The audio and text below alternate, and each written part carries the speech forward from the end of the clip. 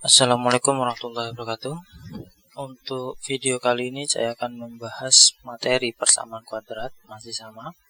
Tetapi di sini sebabnya adalah jumlah dan hasil kali akar-akar persamaan kuadrat. Nah, jika persamaan kuadrat bentuk umumnya itu ax kuadrat ditambah bx ditambah c sama dengan 0, kalau dia mempunyai akar-akar x1 dan x2, maka ada beberapa rumus yang harus kita ketahui. Kalau saya sebutkan semua, di sini ada sekitar 12 rumus yang harus diketahui. Yang pertama, x1 tambah x2 sama dengan negatif b per a. Yang kedua, x1 dikalikan x2 sama dengan c dibagi a. Yang ketiga, 1 dibagi x1 ditambah 1 dibagi x2 itu sama dengan x1 tambah x2 dibagi x1 kali x2. Caranya pakai penjumlahan pecahan biasa, disamakan penyebutnya. Terus yang keempat, x1 pangkat 2 ditambah x2 pangkat 2 itu hasilnya sama dengan x1 ditambah x2 dipangkatkan 2 kemudian dikurangi 2 kali x1 tambah x2. Nah, untuk yang ketiga di sini ada x1 dibagi x2 ditambah x2 dibagi x1 itu berarti sama dengan pakai penjumlahan biasa kayak yang nomor 3. Berarti dapatnya kan x1 pangkat 2 ditambah x2 pangkat 2 dibagi x1 kali x2. Oh, ternyata yang atas itu sama kayak nomor 4. Berarti bisa kita rubah lagi menjadi x1 tambah x2 pangkat 2 dikurangi 2 kali x1 dikali x2 dibagi x1 kali x2. Terus yang keenam, x1 pangkat 2 dikalikan x ditambah x1 kali x2 pangkat 2 itu sama dengan x1 kali x2 dikalikan x1 tambah x2. Terus yang ketujuh, x1 dikurangi x2 pangkat 2 itu berarti sama kayak x1 tambah x2 dipangkatkan 2 dikurangi 4 kali x1 dikali x2. Terus yang ke-8 itu mutlak dari x1 tambah x2 itu berarti sama dengan akar diskriminan dibagi mutlak a.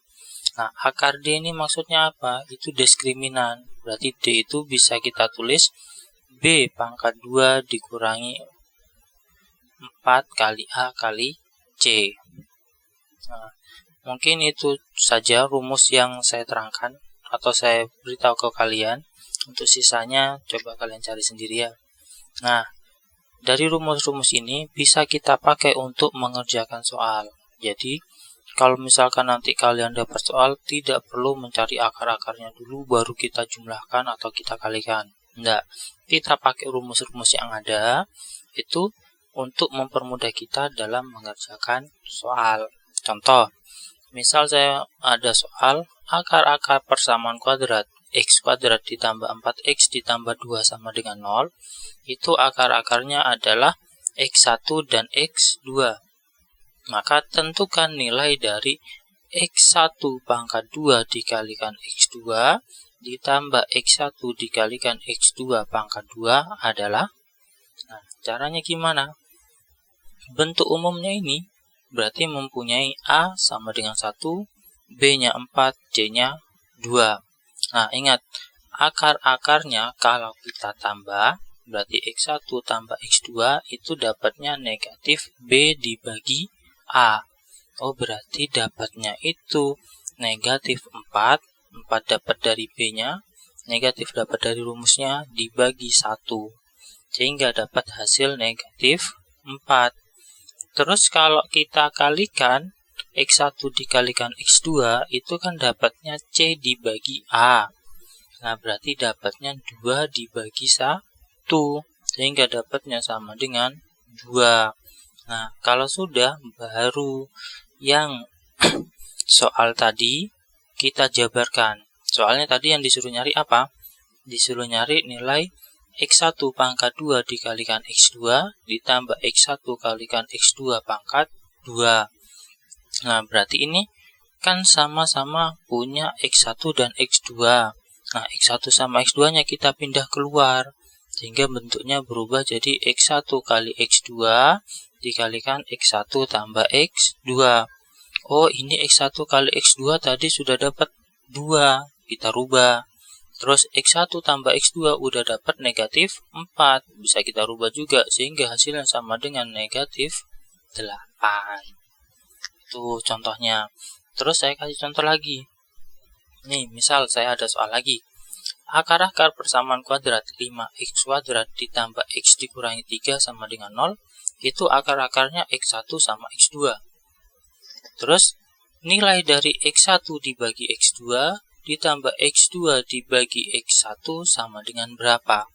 Nah, kalian coba lihat-lihat lagi rumusnya yang tadi.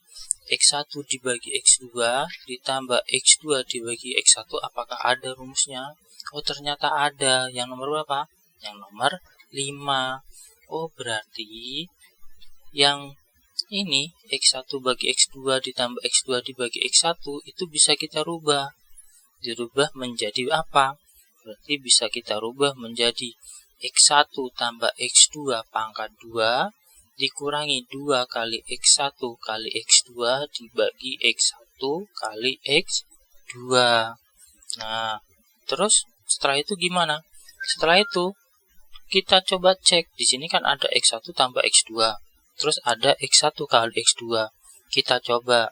Tadi x1 tambah x2 itu kan sama dengan min b dibagi a. B-nya berapa? Kita lihat di soal. Oh, B-nya itu 1. A-nya 5. Oh, berarti x1 tambah x2 sama dengan negatif 1 dibagi 5.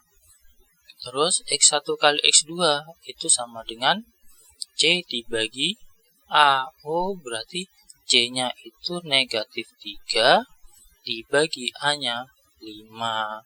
Oh, berarti dua nilai ini bisa kita masukkan atau kita substitusikan. Sehingga yang awal bentuknya seperti yang tadi bisa kita rubah. X1 tambah X2 dirubah jadi min 1/5. X1 kali X2 dirubah menjadi min 3/5. Sehingga min 1/5 pangkat 2 itu dapatnya 1/25. Dikurangi 2 dikalikan min 3/5 sehingga dapatnya 6/5 dibagi min 3/5. Nah, kalau kita jumlahkan 1/25 ditambah 6/5 itu dapatnya 31/25. Pakai cara penjumlahan pecahan, yaitu